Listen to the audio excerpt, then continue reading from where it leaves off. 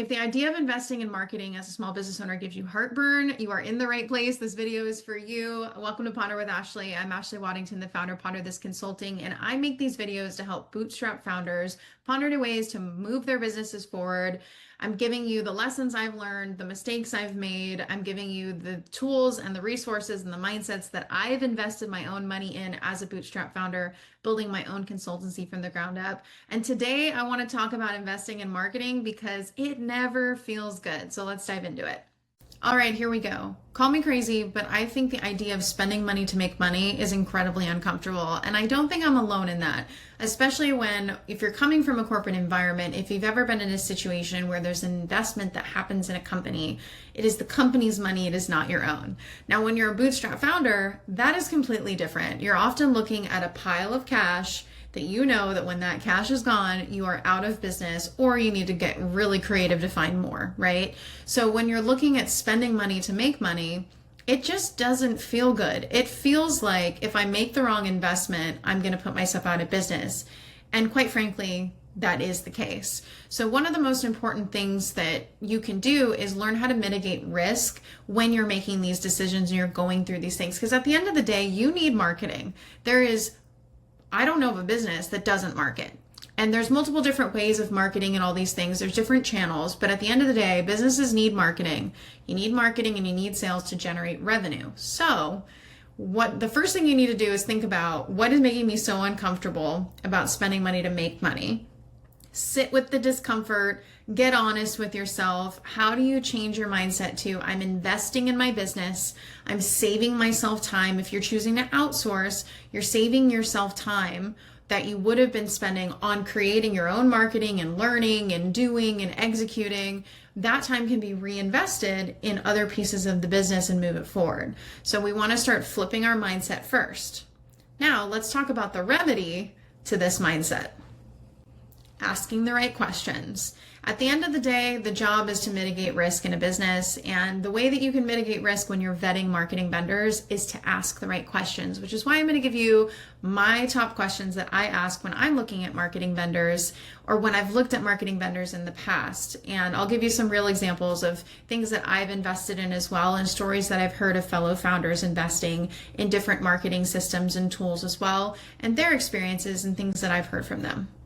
So this is the first question I would highly encourage you to ask every single marketing vendor that you are vetting. And honestly, quite frankly, every vendor that you're vetting. Someone should be able to tell you what does success look like working with them. I don't care if you're looking at a technology. I don't care if you're looking at a marketing system or tool. I don't care if you're looking at an accountant. At the end of the day, a business should be able to tell you what does success look like if I choose to invest and work with you. If they can't answer this question, that would be, I would say, a flag.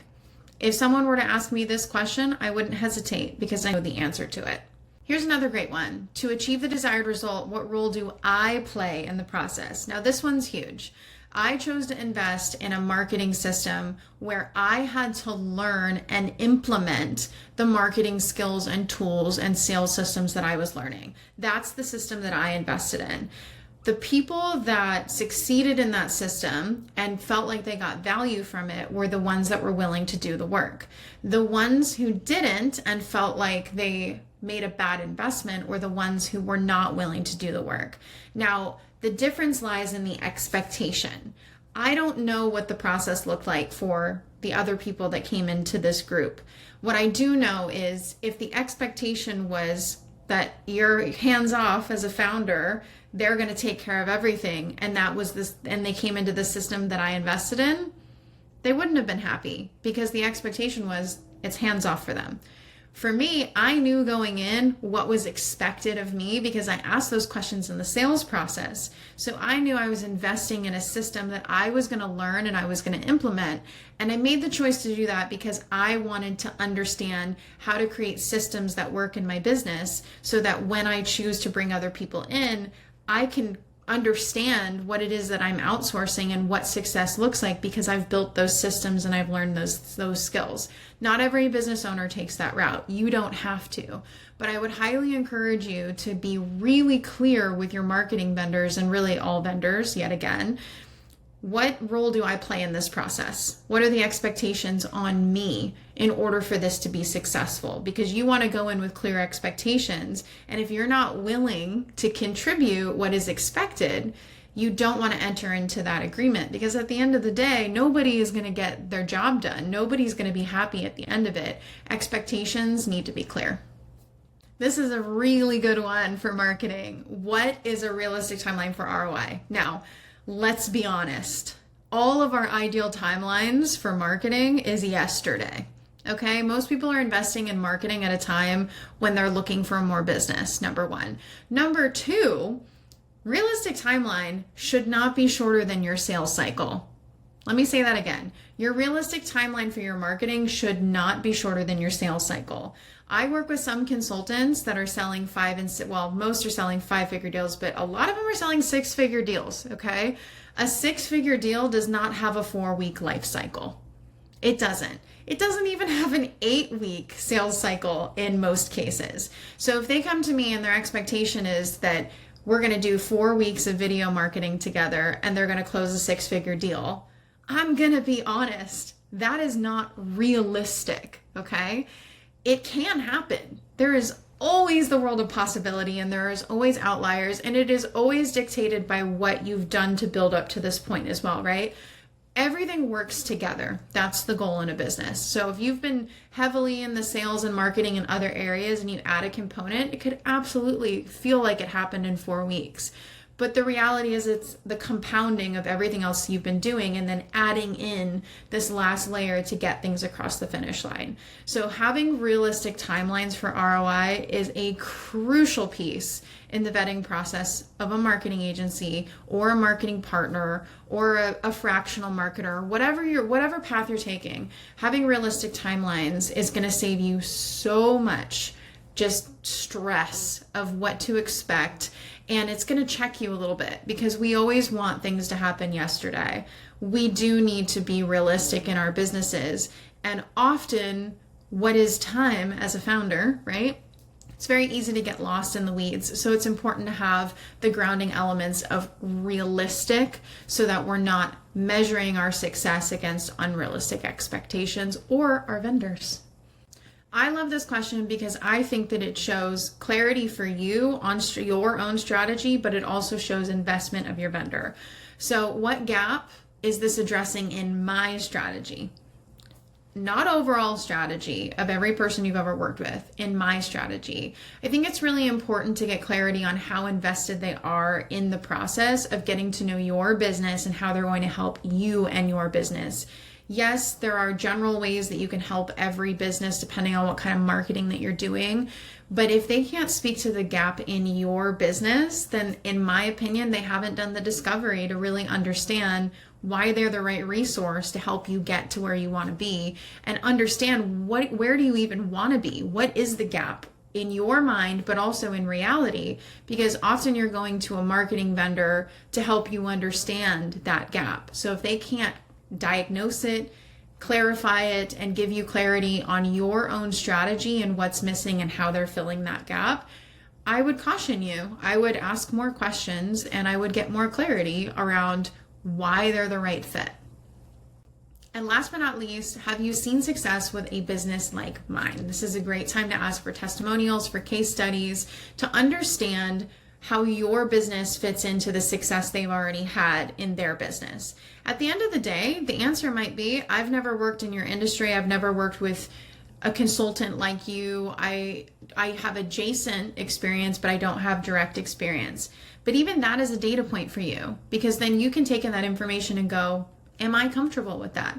Or would I rather find a vendor that is specific to my industry or has only worked with consultants like me, XYZ? There's no right or wrong answer there. It comes down to the comfortability, because you're making a financial investment in your business. So you have to be comfortable with the decision that you're making. And clarity is the goal with all of these questions. The more clarity you have, the more you can mitigate risk and the more comfortability you're going to have in the investment that you're making. So let me leave you with this. Marketing without a sales strategy will always disappoint you if expectations aren't clear. Now, what do I mean by this? I mean that marketing is designed to bring you leads. Those leads are not going to close themselves. That's where your sales comes in. If you don't have a sales strategy, you can do all the marketing in the world. You can invest in the best marketers in the world, but you're not going to close deals. And I have seen time and time again, business owners outsource their marketing.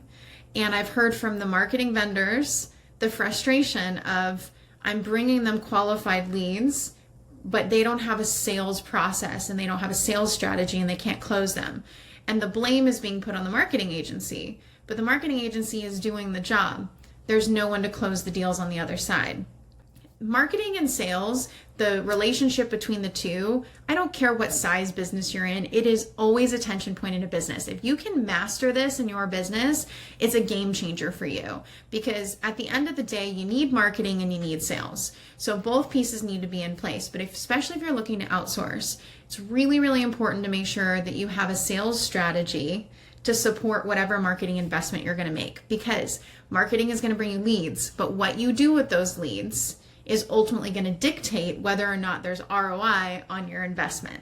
So if you don't have a sales strategy, if you're not prepared to take sales calls and really get people across the finish line, then it's really, really important to rethink investing in marketing that isn't going to go anywhere. Because no matter how good it is, it's going to feel like a failure because you're not going to get things across the finish line.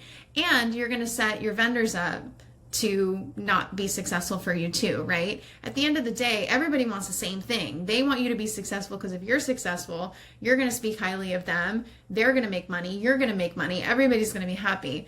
But if you do not have a sales strategy, pause, think about if this marketing works the way I want it to, how am I going to get this across the finish line to make sure that it ROIs? If you can't answer that question yet, just pause, ponder, how do I fix that before I make this big investment? Because marketing is necessary in your business. All right, well, I hope that you feel you're better prepared to vet your marketing vendors and quite frankly, all vendors. At the end of the day, it's all about asking good questions that help you mitigate risk when you're making decisions and you're making investments in your business. It is one of the hardest things, in my opinion, to overcome as a newer business owner, and really just getting the ropes of making investments and understanding, if I outsource this, I buy back my time. It's such a mindset shift when you're coming from corporate America. And if you got value from this video, go ahead and let me know. Drop a like, drop a comment. If you want more content like this, hit subscribe. I'm going to be here every week with lessons. I'm going to interview some other entrepreneurs as well. And every week I drop a pondering prompt, something short, sweet that gets you thinking about your business. I want to help more and more bootstrap founders get to the finish line and get to success. As a collective, we can do it. So I'll be here every week. Come ponder with me.